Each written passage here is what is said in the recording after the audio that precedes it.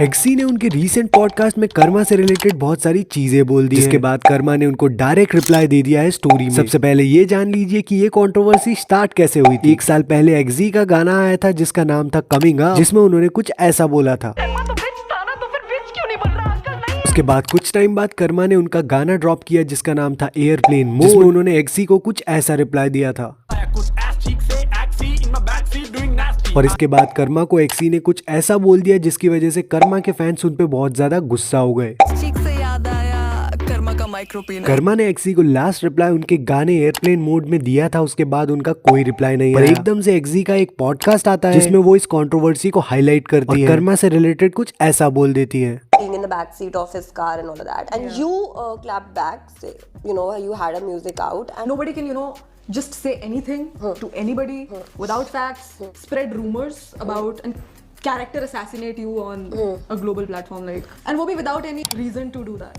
I would have just really appreciated कि अगर वो पहले मुझे basically call कर लेता या just clear कर लेता किसी भी sense में, because what the hip hop industry thinks, and I would like to clarify that, is कि I did not start this shit, and अगर इतना generic नाम रखना है किसी को, तो if he was insecure enough to think that I wrote that line about him, then he should also think that he's Taylor Swift's boyfriend or he's God. इतनी हिम्मत रखो ना कि वो असली चीज करो, या तो ऐसा हो कि I was in his backseat sucking him off, उतनी he doesn't have the, he's not my type. मैंने तो क्या ही बोला, start किसने किया? उसी ने out of the blue कुछ बोल दिया ऐसे कि एक्सी में backseat doing nasty, like I was like fucking shocked कि what?